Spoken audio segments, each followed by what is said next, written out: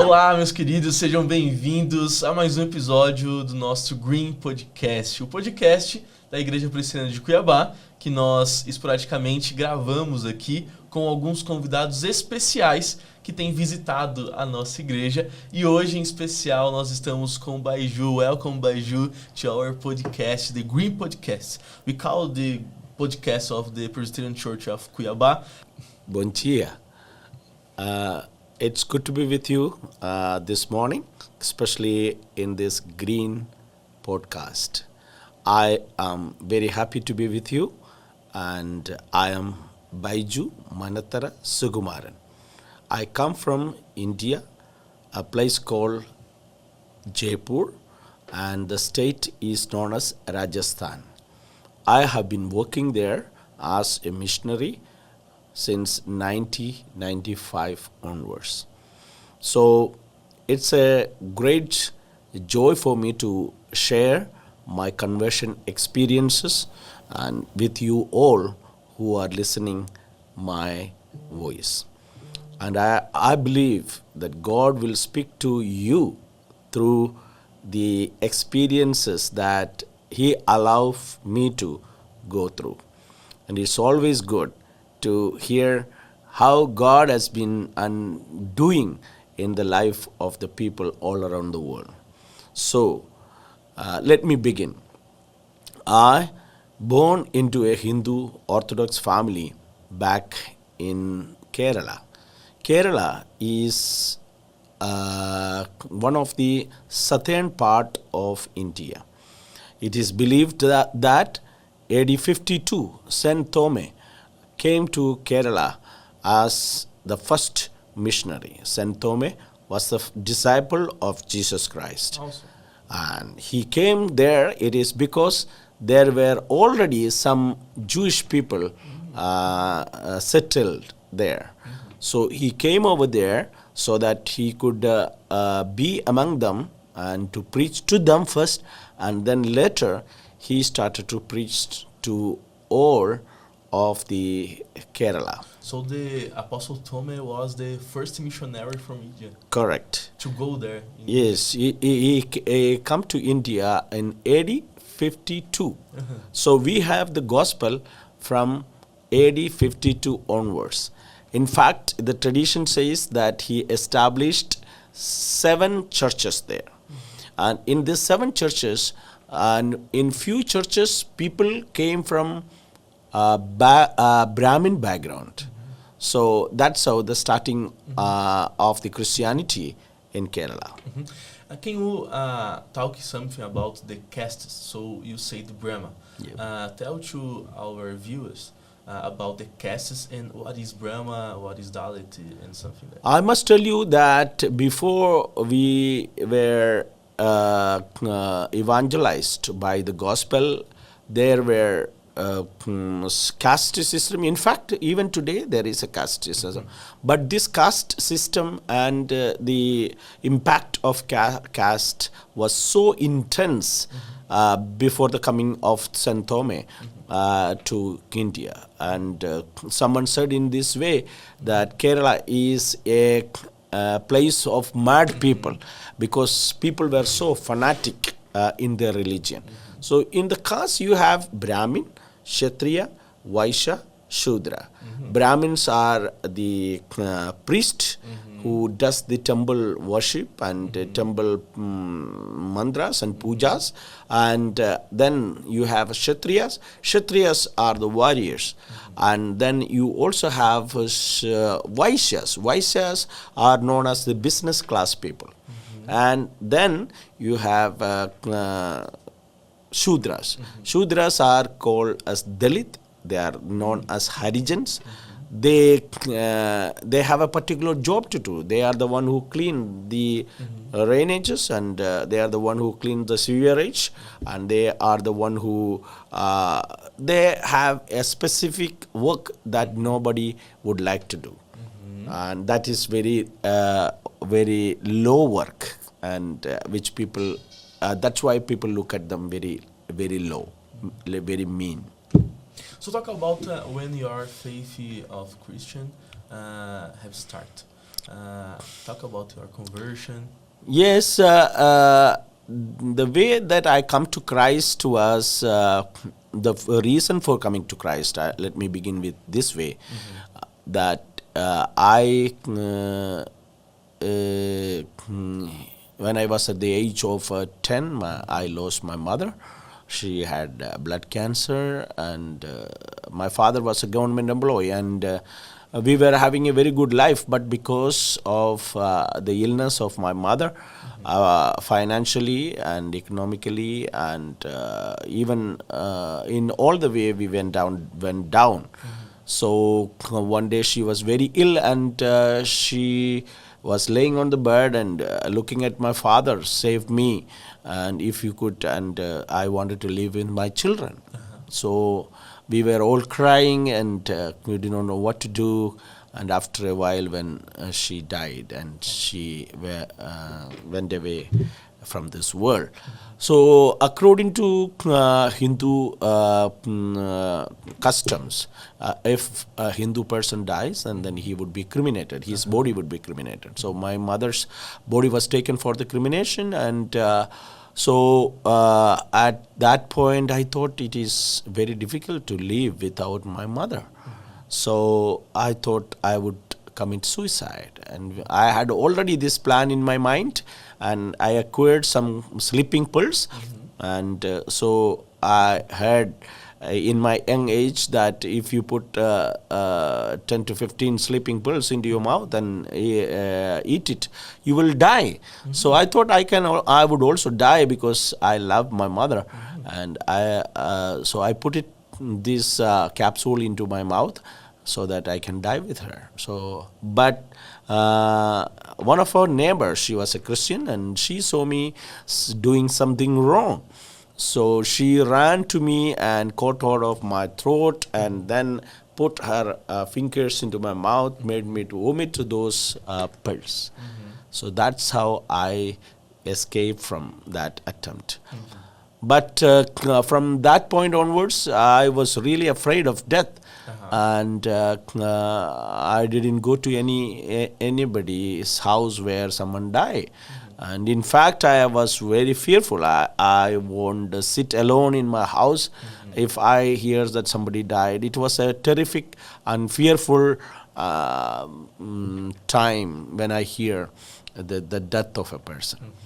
So I grew up with this question in my mind, that why someone has to die. And and after the death, where we would go, and where did my mother go? And so I was very angry with the Hindu gods and goddesses, and I used to ask this question to my grandfather, who used to teach me from Hindu epics such as Ramayana and Mahabharata. So he used to tell me stories, very interesting stories. So I was brought up in such a way. So then I asked him these questions, that where did my mother go, and why was Bhagavan, we call Hindu gods, deities as Bhagavan, why was Bhagavan so cruel to me?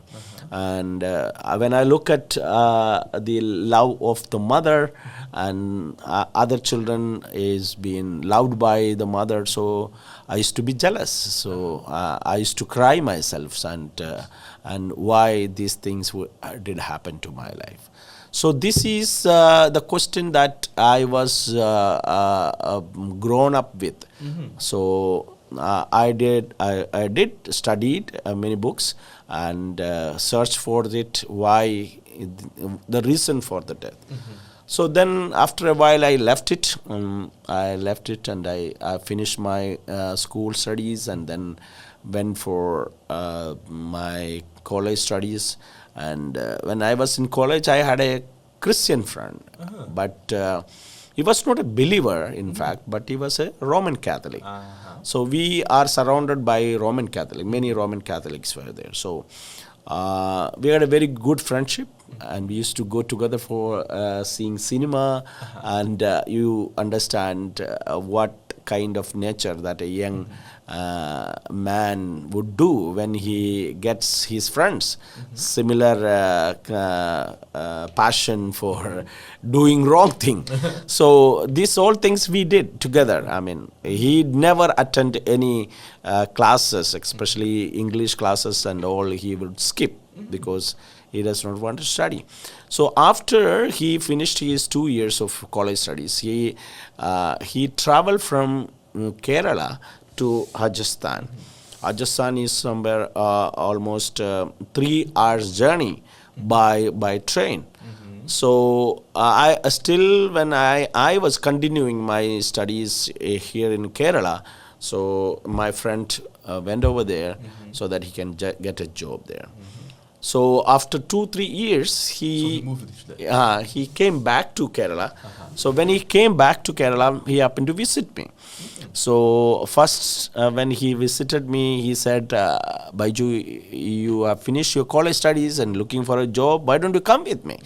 So I said, no, I don't want to come with you because I love to be in Kerala. Kerala is a beautiful country. You have a lot of greeneries, rivers, and we are surrounded by oceans, Indian Ocean, Arabian Ocean, and so we have... Seems like Brazil, yeah? Yeah, it seems like Brazil. You have jaca, manga, tapioca, mandioca. All these things are available there. So, but Rajasthan is a desert place, so very 1 or 2 rivers. Although it is a very big state in what we call it, the length and birth. Kerala is a very small country, a state. So then he left my house and he went back to his own house. And the next week also he came. And this time when he came to my house, he came along with my cousin who was also studying with me in college. So he came and we were discussing about different issues. And finally he said, Baiju, you should come to Rajasthan. And so I said, no. He said, no, you cannot skip away. Why? Because I have bought your ticket for train. I did not give money to him to buy a ticket for me because I don't want to go. But he insisted me. He said, you must come. So at this time, I started to think, should I go or no? And then I went to my father and I asked him, this is what he did. And he took my ticket even without my permission to go Rajasthan. Should I go? So then my father said, go and save your life. That means if you go, you will have a better future. That's what he thought. So in 1990... It was not a Christian salvation, but No. It was never a Christian salvation that he meant for. But he meant for to have a bright future in my future. So I traveled with him there and went over there, stayed with him for a while, and I did not get a job as he promised all of a sudden. So I was really discouraged and thinking of going back to Kerala. And so, but he again encouraged me. He said, let's stay back. Meanwhile, and there was a clerical test by the government. So I attended the test and I got passed. So somehow my name was listed there. So I got a job in a bank, in a nationalized bank. So that was really great and I never expected that. So when I got the job and I used to send money back to home, my father was very happy, I was happy. And so my friend, when he was in Rajasthan, Jaipur particularly, so his life was changed. He became a believer, a born-again believer. So while I was staying with him, I saw him early morning getting up and praying for me, reading the Bible, and cry and pray for me. I said, what happened to him? How could he be like this? Who changed him like that? that he is very passionate. He is very religious person. He's the same person who's encouraged you to move to Rajasthan. Correct. I mean, he's the same. With him only we stayed, because me and my cousin and my friend Matthew. Okay, so in a room, we only had one room to stay together, where we cook and eat and sleep, and this is what we did. So one day he asked me if I could go with him to church. I said, no, I don't want to go to church. So on Sundays, I had the holiday. So I used to sit with my friends who were surrounding. There were some Keralites friends who was also there. They were not Christians, they were not believers. So I go with them and play cards and enjoy. So smoke cigarette, and you see a young man would do all those things we did together. But one fine day when he invited me, every time when he goes to the church, he always say, Baiju, get ready, we will go to church. And I say no. But this time I said, okay, let's go together. So that's the time that I first ever been to a church. We do have churches in Kerala, but these are mostly Roman Catholic churches. Very few Protestant churches, very few, and I have never seen anything because we have this Roman Catholic church, and whatever church is, I thought that this would be the condition of the churches. But when I went into the church and there was praising and worshiping God, and in fact, I didn't understand anything what that was going on. So gradually I got bored, and I said to my friend, okay, Matthew, you be here. I'll go back to the room because I don't understand what is happening here. So he said, just wait for another 10 more minutes. And by the time this pastor came to pulpit and to preach. When he came to pulpit and to preach, the first thing he asked was, is there anybody seated here who is afraid of death? When he talked about death, I started to pay attention because that's something that I was struggling with. And that's the question that was in my mind. You grow up with this fear? Yes, I grew up with this fear. So when pastors started to explain why death, how death came into the earth, and who committed sin, all these things he explained very well. So a lot of the things that I had in my mind, the question concerning life and death and life after death, so he explained in a wonderful way in the pulpit. So after finishing the sermon, then I went to him, and I had a lot of questions concerning life and concerning death, and after death, what would happen, and what happened to my mother. That I was curious about that. So he gave me a New Testament, and he said, okay, Baiju, here is the New Testament. All your question will be answered in this book. Study slowly and study carefully. God will speak to you. So I took that New Testament. It was in my colloquial language, Malayalam. So I started to read every day. And I also took that into my office. So whenever I get the free time, I read. I started to read the Bible. So within 3 or 4 months' time, I finished the Bible. So I was really convinced with the teaching of the Bible and teaching of the death and the cause of death, and what Jesus did to save us from the death. All these things really impressed me. So then I took a decision to follow Jesus Christ. And so that's how I took baptism and I became a believer. Wow. That's awesome, man. It's very great to hear you here. So talk about how you become a pastor. Right. So you see, when I became a Christian, I wrote a letter back to my father and saying, okay, this is what happened to my life, and now I follow Jesus Christ. So my father, in turn, wrote to me. In the reply, he said, "Okay, Baiju, if you would like to go along with Jesus Christ, you are not a boy. You understand what is right and wrong. If it is right for you, go ahead.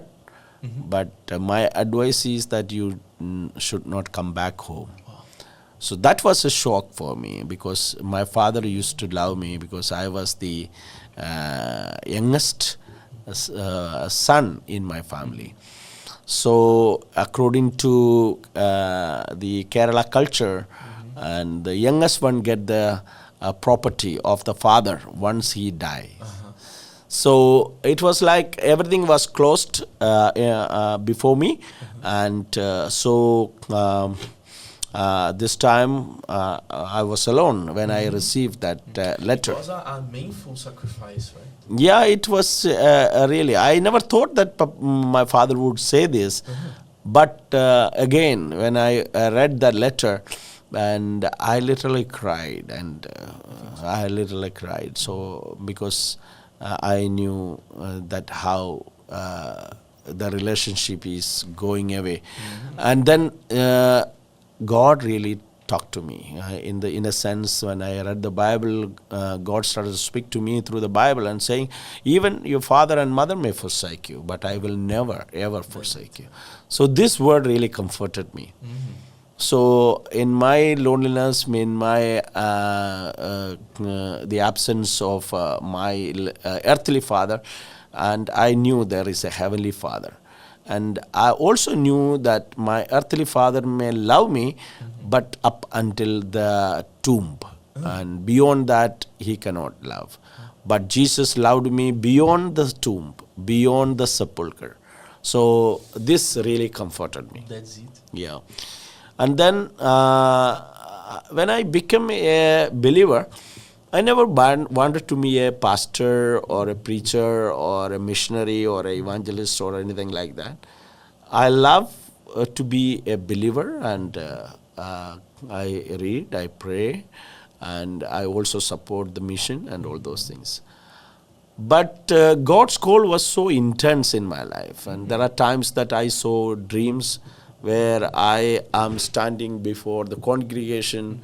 Many people are seated before me, and so preaching the gospel, preaching to the people, holding the Bible in my hand. And so this happened a couple of times. So I went and shared this matter to my pastor. So this is what I used to see. So then the pastor said, "But you have a calling. You have a calling for..." He recognized you as a pastor. Yes, yes. He understood that it is a calling from the Lord. So then he said, "Prepare yourself. When God's time comes, He will call you. He will take you for His mission." But at the same time, then I said, "Lord, if it is your will that I should go for your ministry, then I need a sign that you should fulfill." Like Gideon asked for a sign. In fact, at that point of time, I was not having that very faith. And this was very much needed also. Why? Because if I am going to go to a seminary or any other Bible college, then I need to have someone to back up and someone to help, someone to inspire. So first of all, I need to have this confirmation that, okay, God called me. God called me. If I have this confirmation that God called me, so God will help me. So the sign that I asked to God was, when I was in Kerala, while studying in the college in Kerala, so I used to go for to attend this fanatic Hindus, like what we call it RSS today. It's a ruling party in India today. So their meetings and their drills and their games, so we were taught in that point of time. So this used to take place in the evening time. Okay. So one day I attended that meeting, and I went back to my house. So behind my house, we saw a small crowd. So I wanted to know what's happening there, and I went over there to listen what the man who was standing in the middle of the crowd saying. So then I understood that it's a pastor preaching about Jesus Christ. Okay. So I stood there for a while and to listen what was he saying. So many things he said here which I did not understand. But one thing he said was that Jesus Christ is the only way to go to heaven. If you wanted to go to heaven, you should come through Jesus Christ. And this statement really made me angry.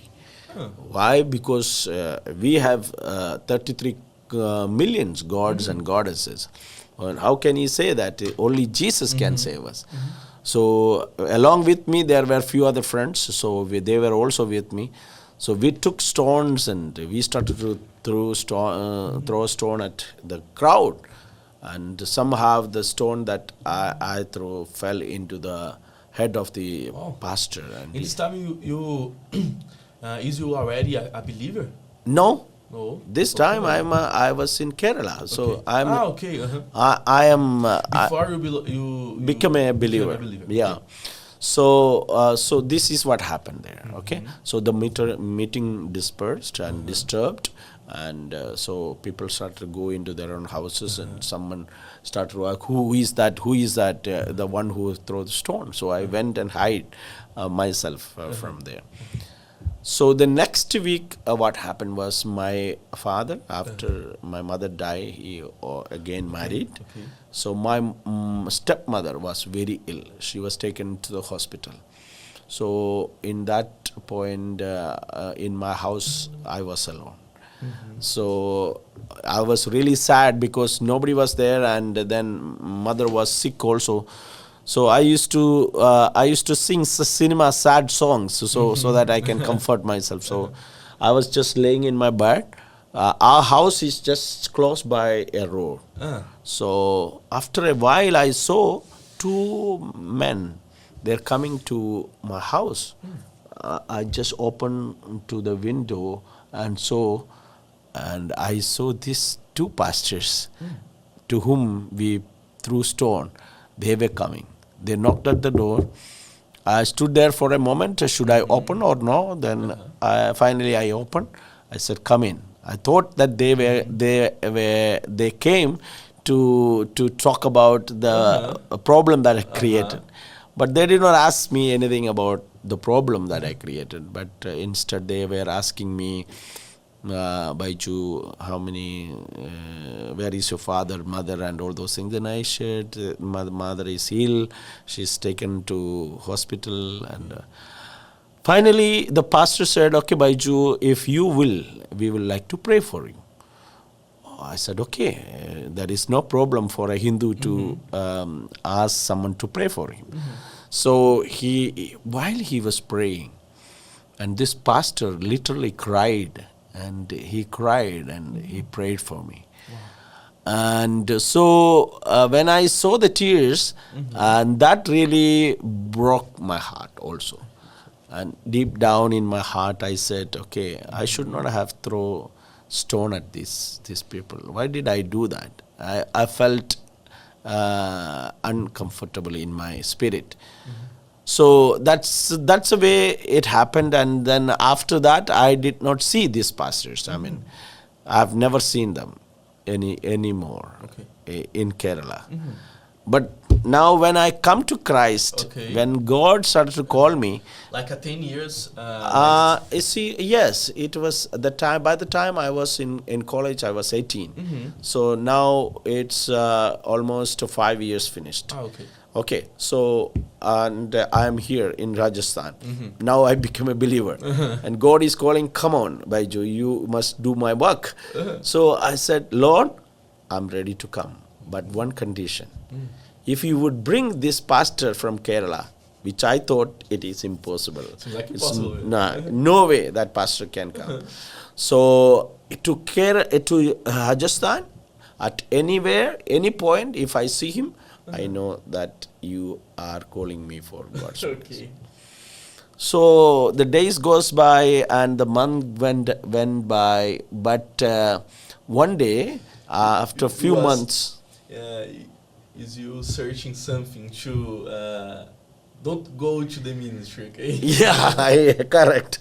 I thought I had so many questions and so many concerns that I was thinking of. Like, one of the thing was, suppose if I go, and who will support me? Speaking literally, that none of my relatives or parents are going to be behind me. So I need to have a confirmation. So that's what I was asking God. So one day the pastor announced that there is going to be 2 pastors coming from Kerala to our church. So I thought, okay, somebody is coming, so well. And there are going to be 2 days special meeting. One is on Wednesday, another one is on Thursday. So Wednesday I couldn't go, and Thursday it was a cottage meeting. It used to have a cottage meeting usually happen in a believer's house. So we had a captain brother, army captain in our church. So he used to call us, okay, Baiju and Matthew, come. We can spend some time in our house. But we never got a chance to go there. But this time when his cottage meeting was in his house, so he invited specially, this time you both should come. So it was a Thursday evening after finishing my job, and I got ready to go back to my room, and then my friend came, said, okay, let's go to cottage meeting. So we went over there and entered into the room, and I prayed and opened my eyes. I saw this pastor standing there. I was pinching my body whether to know I was dreaming or not. Because in fact, I wondered. So this pastor has forgotten me, you see. And he has no idea that Baiju would be here. And that evening he was talking about the conversion of Saul. Like Saul was a persecutor of the church, and then he met Jesus, and his life was changed. He changed into a different person. So this was his message. So this message also struck my heart, because I knew that it is a message. Similar. Yes, very similar to my life. So at the end, usually it doesn't happen. At the end he said, there is a person seated here. He has to take a decision to go for God's ministry. So finally I stood there. I wanted to say many things, but I could not. I was crying like a child. Did he remember? No, he did not remember. He was also wondering what is happening. Wow. So then I explained. I said, this is a pastor and that I persecuted. I threw stone at. And in Kerala, in Kadangara, the place where I was staying. So when I shared this, he remembered those. He just ran to me and he hugged me. And there was a different spiritual atmosphere altogether. Wow. Everyone was looking at me. What's happening to this fellow? Why is crying? And then I said, today I'm taking a decision to resign my job and going for God's ministry. So that's how God confirmed me that I have a high calling for the ministry. And so I resigned the job and I went to seminary for studying Bible. Perfect. Yes. So you are a missionary in Rajasthan, okay? So talk about how you are training other missionaries in your biblical school. Yes, so our mission start in Rajasthan. In fact, it was started by my father-in-law. So I joined with him in 2000, okay? I married his daughter, and that's how we just involved in this ministry. Before that, even I was teaching in Delhi.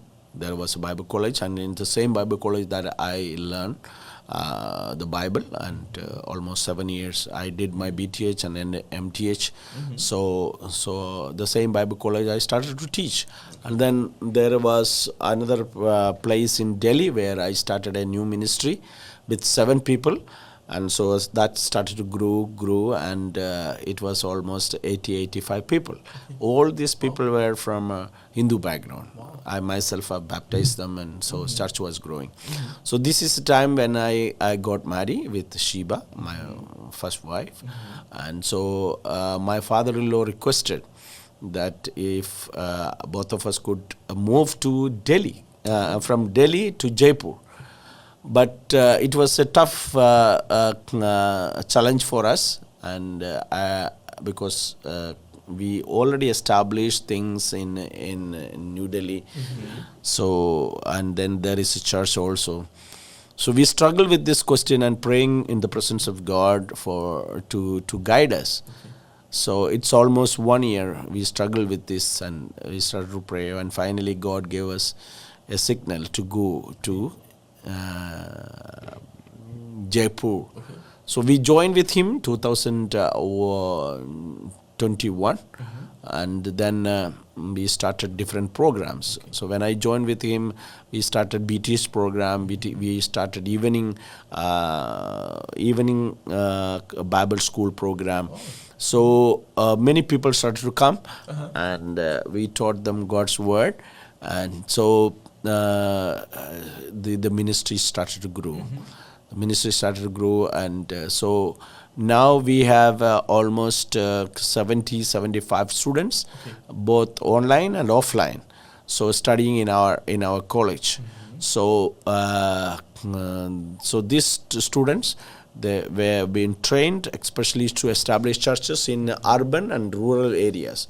So we have short-term courses like PBS. PBS is a 2 months program that we do among the what we call it, the believers.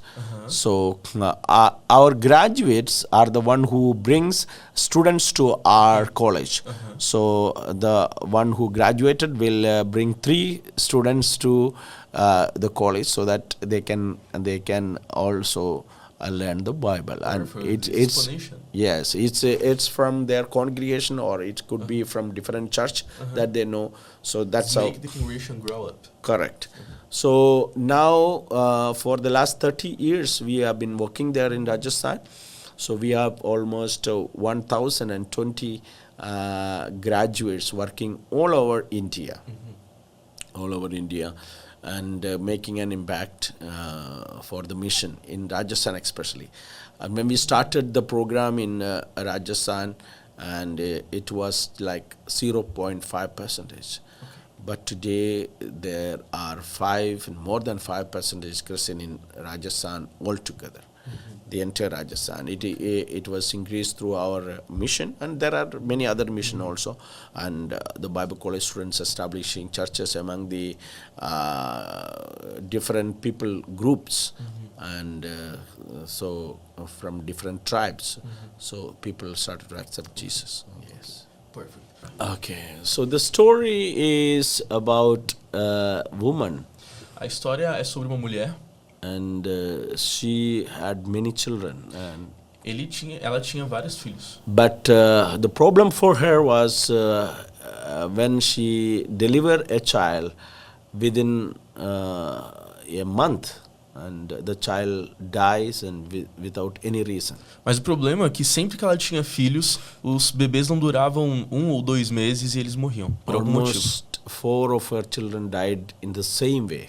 Talvez 4 ou 5? 4 or 5, yes. 4 ou 5 bebês morreram dessa forma. So she was really struggling, and she doesn't know why these things are happening, and then she went to a Hindu priest.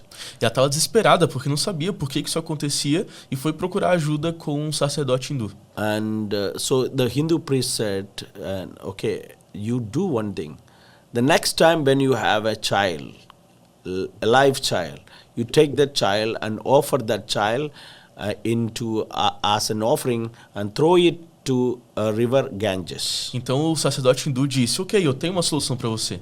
Da próxima vez que você tiver um bebê, você irá sacrificá-lo no rio Ganges. You know, people in India, for them, river Ganges is a holy river.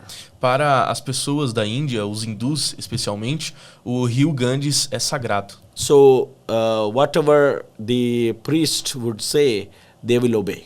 Então, o que as pessoas, o que os sacerdotes falam, as pessoas seguem. Mainly these kind of people are not that educated.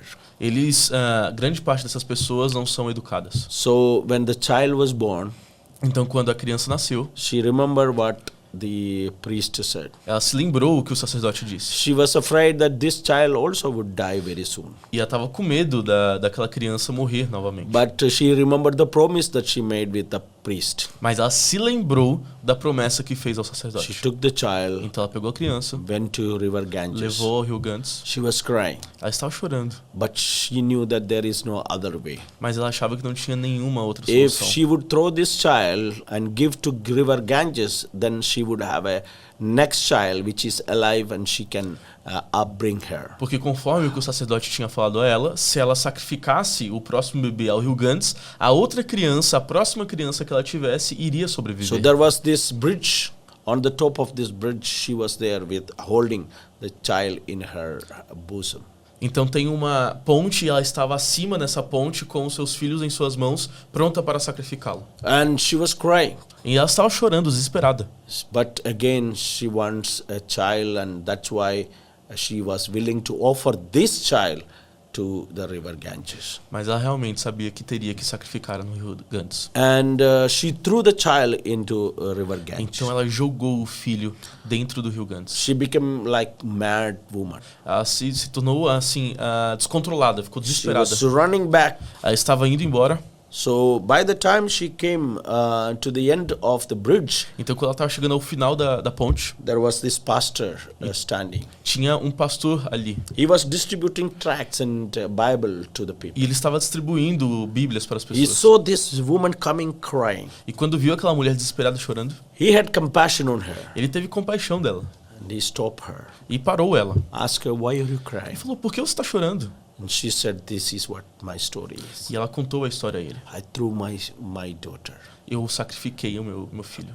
Because I want a living child. Porque eu queria uma criança viva. Then this pastor started to talk to her about Jesus Christ. Então aquele pastor pregou o evangelho a ela. The life that Jesus Christ would give. Falou sobre a vida que Jesus poderia dar a ela. He said Jesus came to give you life. Falou que Jesus pode te dar vida. Believe in Jesus. Creia em Jesus. Your child will be alive. Sua criança viverá. So she was upset. Mas ela estava decepcionada. Why? Because she just threw her own daughter into the river Ganges. Porque ela já tinha sacrificado sua filha no rio Ganges. So, but again she got angry. Então ela ficou muito brava. She got called out of this pastor's collar. Ela pegou no colarinho da camiseta daquele pastor to shake him. E começou a sacudir ele. Ask him this question. Falando por Where ele. were you? Onde estava você? Where were you just half an hour before? Onde você estava meia hora atrás? If you had tell this story of saving the life by Jesus Christ. Se você estivesse aqui há meia hora atrás, você teria salvado a minha filha. I would never have thrown this child into the river Ganges. Eu nunca terei novamente essa minha filha. But you are late. Mas você está, porque você está atrasado. You are late half an hour late. Você estava atrasado meia hora. My child is dead. Minha filha está morta. The child will never come back. Minha filha nunca mais voltará. My dear friends, there are many children, there are many people out there dying every day and dying in their sin and going to the eternal lake of fire just because you and we are late to reach them. Meus irmãos, existem várias crianças morrendo, várias pessoas, infelizmente, adentrando as portas do inferno flamejante porque você está atrasado. Let me challenge you. Deixa eu contar a vocês. Be available for the work of God. Esteja disponível ao chamado de Deus. Talk to Jesus, talk to people about Jesus. Fale para as pessoas sobre Jesus. And they will be saved. E elas serão salvas. May the God bless you. Que Deus te abençoe. Thank you very much for. Muito obrigado por isso. We continue to request your prayer for the ministry there in Rajasthan. Por favor, ore pelo ministério na We Rajasthan. train students. We send them into the mission field. And we also have different other program, humanitarian program, and we have women development program, and we would like you to pray for all these ministries that we do there in Rajasthan. Nós fazemos muito no Rajastão. Nós pregamos o evangelho às pessoas, nós preparamos elas para ir aos campos missionários, enviamos elas e mantemos elas. Eles estavam me falando um outro dia que cada um desses missionários que eles capacitam, com uma única moto, pode alcançar cerca de 25 aldeias, vilas, e alcançar inúmeras pessoas que sequer nunca ouviram falar o nome de Jesus. Então, ore por ele. Obrigado. Obrigado. Que Deus te abençoe. Esse foi o Green Podcast. Eu espero que, eu tenho certeza que foi muito abençoador para você, como também foi para mim. Que Deus te abençoe e até a próxima.